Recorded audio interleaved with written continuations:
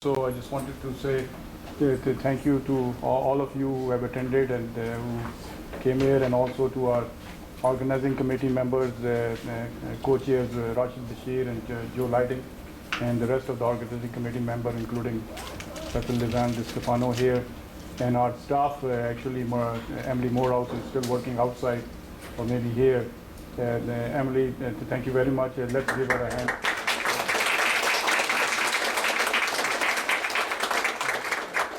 And Karen Driscoll and all of the staff here at the MNTL and at the NCSA. Yesterday you were there, and all our colleagues on the organizing committee. This was our 10th annual workshop, so we have been going very steady with these, and these have actually resulted into these cross-campus collaborations, and has resulted in some of the other centers that some of you have now become part of, and so a seed which was planted by the campus and by the college, where with the seed money has blossomed, and it takes time to make this happen, and people who have come here have responded positively to the fact that we are so engaging across the disciplines and across the colleges, and that is what stands out, and that comes out as our strength, and that's what we would like to continue to build on, and we'll ask for your contribution. This time around also we had our student run our panel discussions, and also organize the poster session, and also gauge the posters themselves. The senior students went around, and also they interacted with the keynote speakers, and also picked them up and had an opportunity to talk about their careers and the like. And again, that was very well done and executed, and again it shows about the leadership that we are helping nurture, and then the leadership potential in our next generation workforce that we talk about.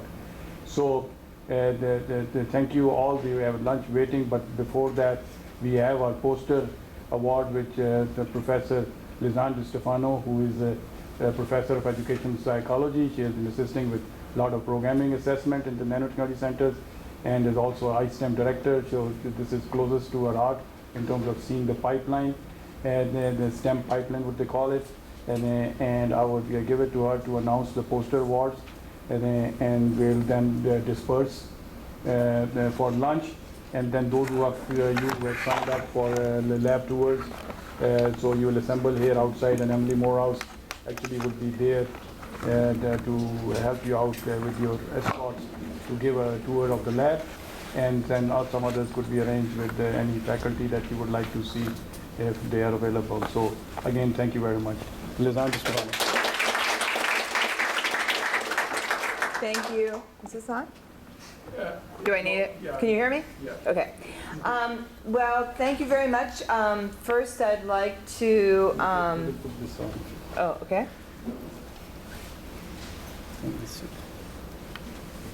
Is it working? There was a blue light. Oh, there it is. Okay, I think we're good. First, I would like to announce the recipients of the awards for the poster sessions. We have 2 honorable mentions. Chung-Hua Wang for fabrication and characterization of nanopore structures for advanced semiconductor devices. Is Chung-Hua here? And do pictures? Come on up, Chung-Hua.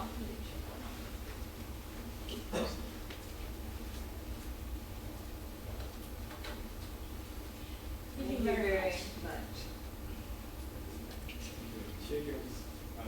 Thank you very much. Another honorable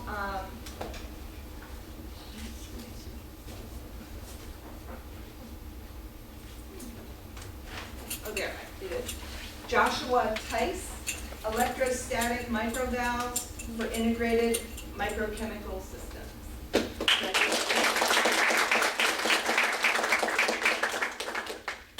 And then we have 3 Best Poster Awards. Golsim Kalsharova, in vitro and in vivo imaging of peptide encapsulated polymer nanoparticles for cancer biomarker activated drug delivery.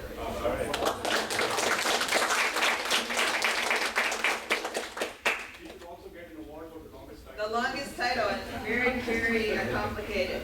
Vincent Chan, a cardiac patch for needle-vessel patterning and revascularization using 3D printing technology. Vincent?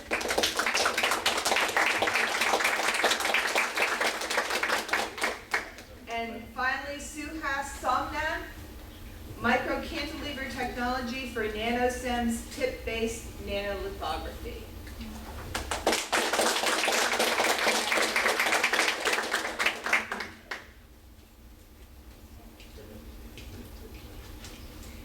We'd also like to recognize all of the student leaders who organized this seminar. Gregory Danhorst. Is Gregory here? Come on up, Gregory. Come on, they like to take pictures. It's a regular thing we do. We can take a group picture after. Yeah, why don't you just stay up there? Frank Duke. You know Frank? Katrina Keller. I saw you, Katrina, somewhere. She left, okay. Justin Kopke. They're all off and playing frisbee somewhere. Albert Liao. Final exams. Yi Wong. Oh my goodness. Josh Wood. Okay, Josh, good. Thank you. So all of these can come together so that. Thank you. Thank you.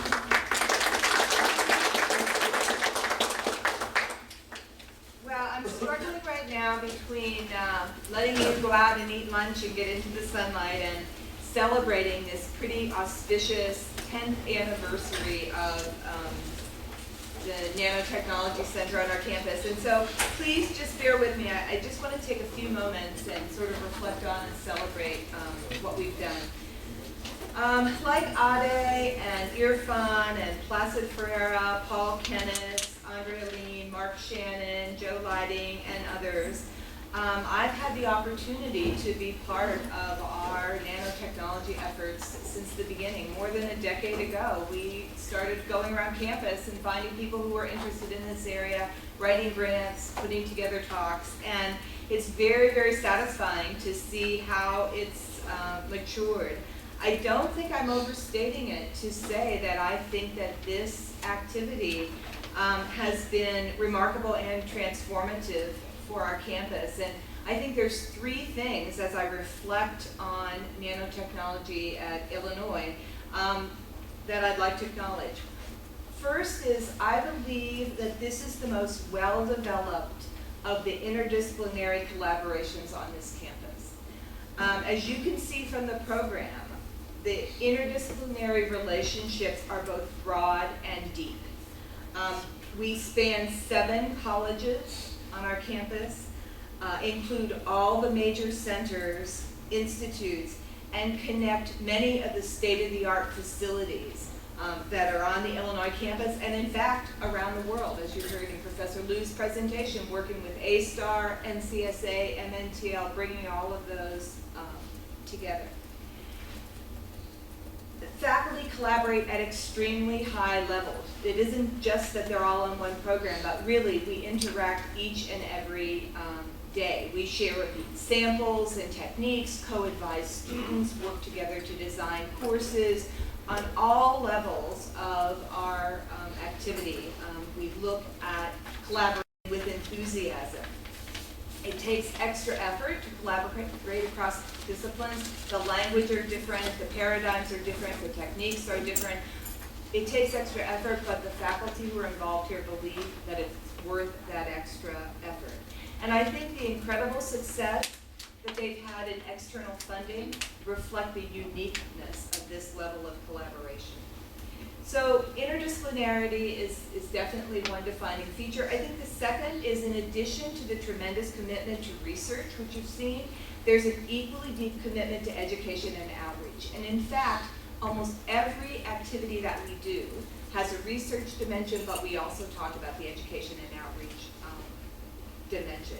For several years, we've been trying to really refine interdisciplinary graduate training around nanotechnology, to really figure out what do we need to be able to educate the next generation of scientists in this particular area? And when you heard Tony Leggett and the panel yesterday talk about what they envision in 5 years, 20 years, 50 years, 100 years, you see that that's an ambitious task because we don't know what awaits us in 20 years, 50 years, 100 years. So we're trying to think about, well, what do we need to do as a major research institution to prepare the next generation? And some of the things that we're doing are new coursework. Earlier this week, I sat around a table with 5 full professors to talk about designing a new course, an interdisciplinary course for graduate students that combine engineering and biology to train the next generation of biologists and engineers. Co-advising students, laboratory rotations to get students into multiple laboratories so they can learn new techniques and collaborate with other faculty and students. Summer institutes and short training modules. How do you fit an interdisciplinary training into a reasonable amount of time?